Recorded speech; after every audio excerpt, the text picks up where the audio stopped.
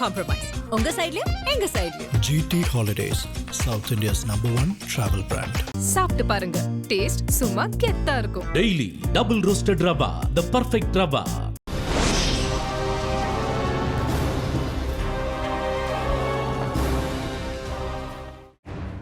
உலகத்தமிழ் உறவுகளுக்கு வணக்கம். நான் இப்பொழுது இஸ்ரேலினுடைய டைபீரியா என்று கூறப்படுகின்ற இடத்தில் நின்று கொண்டிருக்கின்றேன். எனக்கு பின்னால் தெரிகின்ற இந்த நீரேறி, இதனை சி ஆஃப் கலிலி என்று கூறுவார்கள். கலிலேயா கடல் என்று அழைப்பார்கள். கிறிஸ்தவர்களுக்கு இது மிகவும் பிரபலியமான ஒரு இடம். இயேசு கிறிஸ்து இந்த கலிலேயா கடலை அண்டிய பிரதேசங்களில் தான் ஏராளமான அற்புதங்களை செய்திருக்கின்றார். ஏராளமான பிரசங்கங்கள் இந்த கடலை அண்டிய பிரதேசத்தில் தான் இடம்பெற்றிருக்கின்றது. இந்த கடலைத்தான் அவர் காற்றையும் புயலையும் அடக்கியதாக பைபிளில் கூறப்பட்டிருக்கின்றது. நீரின் மேலே இயேசு கிறிஸ்து நடந்ததாகவும் இந்த இடத்தில் தான் கூறப்படுகின்றது. ஆனால் உண்மையிலேயே இது ஒரு கடல் அல்ல, இது நன்னீர் ஏரி. இது பரந்த அளவில் பரந்துபட்ட நீரேரியாக காணப்படுவதால் இந்த இந்த இந்த நீர் பரப்பை அவர்கள் கடல் என்று அழைக்கின்றார்கள். அது ஒரு பக்கம் இருக்க, இன்றைய நாளிலே இன்றைய நிகழ்ச்சியிலே நாங்கள் முக்கியமான ஒரு விடயத்தை நாங்கள் பார்க்க இருக்கின்றோம். அதாவது நான் நேற்றைய முன்தினங்களிலெல்லாம் காசாவினுடைய எல்லைகளுக்கு சென்று அங்குள்ள மக்களுடன் பேசியிருந்தேன்.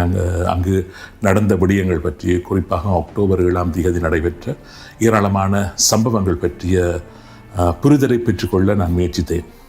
அந்த இடத்தில் கூறப்படுகின்ற ஒரு சம்பவம் என்னவென்றால், அங்கு உட்புகுந்த ஹமாஸ் பயங்கரவாதிகள் அங்கு வாழ்ந்த மக்களை கொலை செய்திருக்கின்றார்கள், பாலியல் வல்லுறவு புரிந்திருக்கின்றார்கள், இரக்கமற்ற படுகொலைகளை செய்திருக்கின்றார்கள், உயிருடன் சிலரை பிடித்து சென்றிருக்கின்றார்கள். இவைகளை கடந்து அங்கு ஒரு முக்கியமான காரியத்தை அவர்கள் செய்திருக்கின்றார்கள். இறந்தவர்களுடைய உடல்களை அவர்கள் கவர்ந்து சென்றிருக்கின்றார்கள். அப்படி கவர்ந்து செல்லப்பட்ட உடல்களை மீட்பதற்காக இஸ்ரேலிய படையினர் ஏராளமான தங்களுடைய வீரர்களை பலி கொடுத்து அந்த உடல்களை மீட்பதற்கான முயற்சிகளை செய்திருக்கின்றார்கள். ஏன் யூதர்களை பொறுத்தவரையில் அவர்களுடைய உடல், இறந்தவர்களுடைய உடல் முக்கியத்துவம் பெறுகின்றது. இதற்காக அந்த உடல்களை மீட்பதற்கு அவர்கள் மிகுந்த பிரயாசைகளை எடுத்திருக்கின்றார்கள். அந்த உடலை விட அதிகமான உயிர்களை பலி கொடுத்து அந்த உடல்களை மீட்டு வருகின்றார்கள். இந்த கேள்வி எனக்கு அந்த இடங்களில் நின்ற பொழுது எனது மனதில் அந்த கேள்வி எழுந்தது.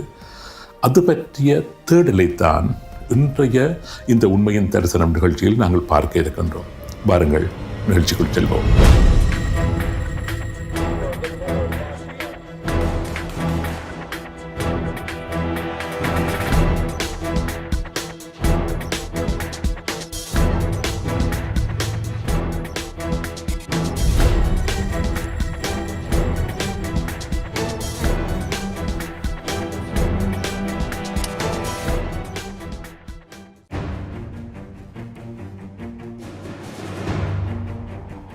மனிதர்களை பிடித்துச் சென்று பணைய கைதிகளாக வைத்திருப்பது பற்றி உலகின் பல்வேறு போர் அரங்குகளில் கண்டிருக்கின்றோம், கேள்விப்பட்டிருக்கின்றோம்.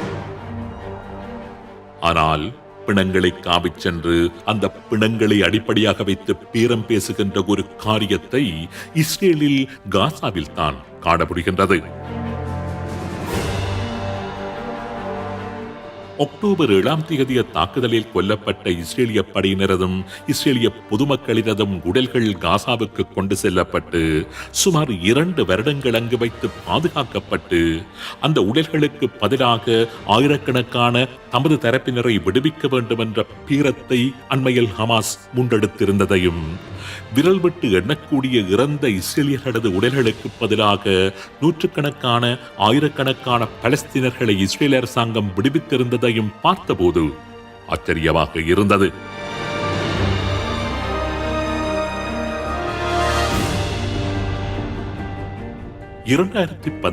ஆண்டு ஜூலை 20 இஸ்ரேலிய கவச வாகனம் ஒன்றை தாக்கிய ஹமாஸ் அந்த தாக்குதலில் கொல்லப்பட்ட ஒரோன் ஷவுல் என்கின்ற இஸ்ரேலிய படைவீரரது உடலை தம்முடன் காசாவுக்கு எடுத்துச் சென்றிருந்தார்கள்.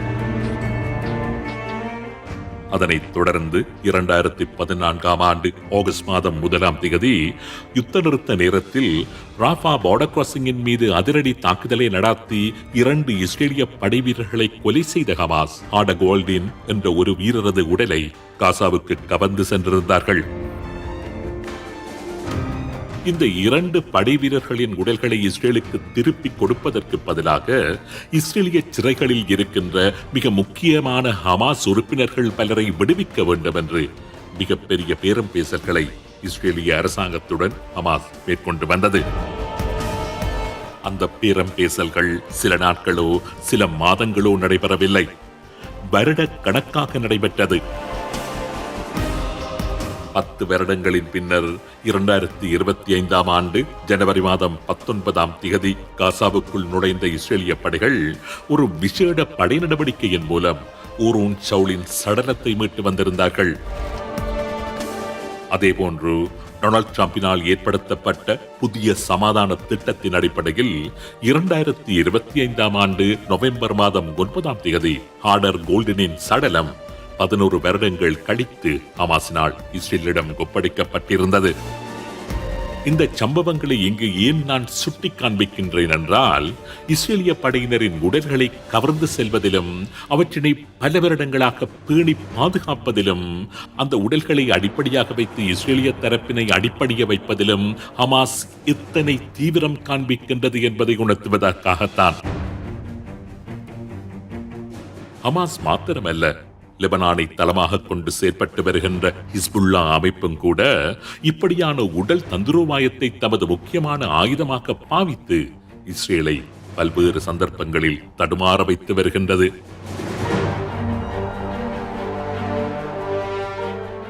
இரண்டாயிரமாம் ஆண்டு அக்டோபர் மாதம் 7ஆம் தேதி சண்டையில் கொல்லப்பட்ட அடி அவிச்சான், பெஞ்சமின் அப்ரஹாம், உமர் சவாயிட் என்ற 3 இஸ்ரேலிய படை வீரர்களின் உடல்களை லெபனானுக்குள் கவர்ந்து சென்றிருந்தது ஹிஸ்புல்லா அமைப்பு. அந்த 3 இஸ்ரேலிய படை வீரர்களின் உடல்களை மீட்பதற்காக பாரிய பேரம் பேசல்கள் எல்லாம் நடந்தன. உயிரற்ற வெறும் 3 உடல்களுக்காக இஸ்ரேல் விடுவித்திருந்த பலஸ்தீன லெபனான் கைதிகளின் தொகை என்ன தெரியுமா? 435. 2003ஆம் ஆண்டு ஹிஸ்புல்லா அமைப்பு குறிப்பிட்டு கேட்டுக்கொண்ட இஸ்ரேலிய சிறைகளில் இருந்த 435 முக்கிய கைதிகளை அந்த 3 இஸ்ரேலிய படை வீரர்களின் உடல்களுக்கு ஈடாக விடுவித்திருந்தது இஸ்ரேலிய அரசாங்கம். 2006ஆம் ஆண்டு லெபனான் யுத்தத்தின் போது கொல்லப்பட்ட ஈஹுட் கோல்வாச மற்றும் இல்டாட் ரெஹேவ் என்கின்ற 2 இஸ்ரேலிய படை வீரர்களின் உடல்களை திருப்பிப் பெறுவதற்காக அந்த யுத்தத்தில் இஸ்ரேலிய படைகளால் கைப்பற்றப்பட்ட பல ஹிஸ்புல்லா உறுப்பினர்களை இஸ்ரேல் அரசாங்கம் விடுவிக்க வேண்டியிருந்தது. குறிப்பாக 1979ஆம் ஆண்டு ஏப்ரல் மாதம் நஹாரியா என்ற இடத்தில் வைத்து 2 குழந்தைகள் உட்பட 4 இஸ்ரேலிய சிவிலியன்களை படுகொலை செய்த குற்றத்திற்காக இஸ்ரேலிய சிறையில் ஆயுள் தண்டனை அனுபவித்துக் கொண்டிருந்த சமீர் குண்டார் என்கின்ற குற்றவாளியையும் இஸ்ரேலிய அரசாங்கம் விடுதலை செய்ய வேண்டியிருந்தது. இப்படி இஸ்ரேலியர்களின் இறந்த உடல்களை வைத்து பேரம் பேசப்படுகின்ற பல காட்சிகளை இஸ்ரேலிய போரரங்குகளில் சாதாரணமாக காணக்கூடியதாக இருக்கின்றது. ஏன் இப்படி நடக்கின்றது? இதற்காக இஸ்ரேலியர்கள் இறந்த உடல்களுக்கு அத்தனை முக்கியத்துவம் வழங்குகின்றார்கள். இதற்காக இறந்த ஓரிரு உடல்களை மீட்பதற்காக ஆயிரக்கணக்கான கைதிகளை இஸ்ரேலியர்கள் விடுவிக்க தலைப்படுகின்றார்கள். இதற்கு யூத மதத்தில் மரணத்துடன் தொடர்புபட்ட விடயங்களுக்கு வழங்கப்படுகின்ற முக்கியத்துவம்தான் பிரதான காரணம். ஒரு யூதனது மரணத்தின் பின் அவனது உடலுக்கு அவர்கள் வழங்குகின்ற கௌரவம் மிகப்பெரியதாக இருக்கின்றது. மனிதன் தேவசாயலில் படைக்கப்பட்டவன் என்று யூதர்களுடைய வேதாகமம் கூறுகின்றது. அதனால் மனித உடலுக்கு அதியுச்ச மரியாதை வழங்கப்பட வேண்டும் என்பதில் அவர்கள் மிக மிக தீவிரமாக இருந்து வருகின்றார்கள். யூதர்கள் ஒருபோதும் இறந்தவர்களது உடல்களை எரிக்கவே மாட்டார்கள். ஆதியாகமம் 3ஆம் அதிகாரம் 19ஆம் வசனத்தில், நீ பூமியில் இருந்து எடுக்கப்பட்டபடியினால் பூமிக்கு திரும்ப மட்டும் உன் முகத்தின் வியர்வையால் ஆகாரம் புசிப்பாய், நீ மண்ணாயிருக்கின்றாய், மண்ணுக்கு திரும்புவாய் என்று கடவுள் கூறியதன்படி இறந்த யூதர்களின் உடல்கள் மிகுந்த மரியாதையுடன் மீண்டும் மண்ணில் புதைக்கப்படுவதை அவர்கள் தீவிர மதக்கடமையாக பார்க்கின்றார்கள். அடுத்ததாக யூதர்கள் மெசியா என்று கூறுகின்ற அவர்களது மீட்பரின் வருகையின் போது இறந்தவர்கள் மறுபடியும் உயிரோடு எழும்புவார்கள் என்பது அவர்களது அசைக்க முடியாத நம்பிக்கை. அதன் பொருட்டும் இறந்த யூதர்களின் உடல்கள் அடக்கம் செய்யப்பட வேண்டும் என்பதில் அவர்கள் மிகுந்த ஆர்வம் காண்பித்து வருகின்றார்கள். நாங்கள் இஸ்ரேலில் நின்ற நாட்களில் காசா எல்லையில் உள்ள முஷாப் டுக்குமா என்கின்ற இடத்தில் இருந்து போன கார்களினால் அமைக்கப்பட்டிருந்த ஒரு சுவரை சென்று பார்வையிட்டிருந்தோம். 1560 வாகனங்களை கொண்டு அந்த நினைவு சுவர் அமைக்கப்பட்டிருந்தது. அக்டோபர் 7ஆம் தேதிய தாக்குதலின் போது சேதமாக்கப்பட்டு எரியூட்டப்பட்ட வாகனங்கள். இந்த கார் வால் பற்றிய விளக்கம் தந்த நபர் கூறிய ஒரு விடயம் எனக்கு மிகுந்த ஆச்சரியத்தை ஏற்படுத்துவதாக இருந்தது. பல நாட்கள் தங்கியிருந்து ஒவ்வொரு வாகனமாக துப்புரவு செய்திருந்த இஸ்ரேலின் ஒரு சிறப்பு பிரிவு அந்த வாகனங்களில் ஒட்டிக்கொண்டிருந்த மனித எச்சங்கள், காய்ந்து போன இரத்த துகள்கள் போன்றவற்றை பல பொலித்தீன் பைகளில் சேகரித்து சென்று மரியாதையுடன் அவற்றினை அடக்கம் செய்ததாக தெரிவித்திருந்தார்.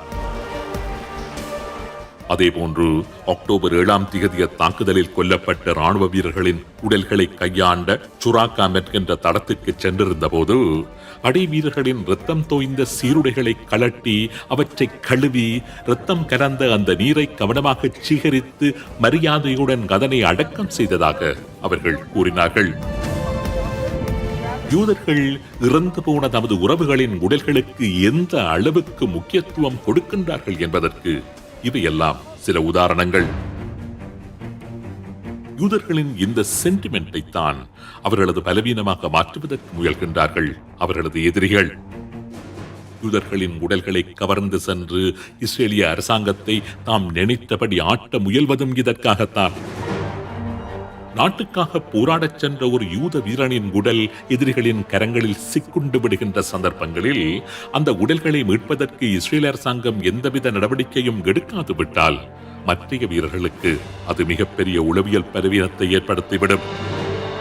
அதனால்தான் என்ன விலை கொடுத்தாவது இறந்த படை வீரர்களின் உடல்களை மீட்டெடுப்பதற்கு முன்னுரிமை கொடுத்து வருகின்றது இஸ்ரேலிய அரசாங்கம்.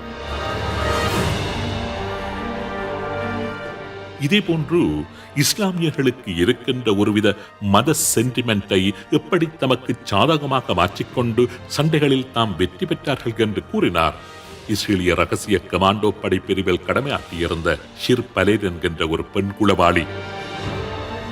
இஸ்லாமிய பெண்கள் அணிகின்ற புர்காவை அணிந்து கொண்டு பலஸ்தீன பிரதேசங்களுக்குள் தங்கியிருந்து அவர் செய்திருந்த சில உளவியல் சாகாசங்கள் பற்றி மற்றொரு உண்மையின் தரிசனம் நிகழ்ச்சியில் விரிவாக பார்ப்போம்.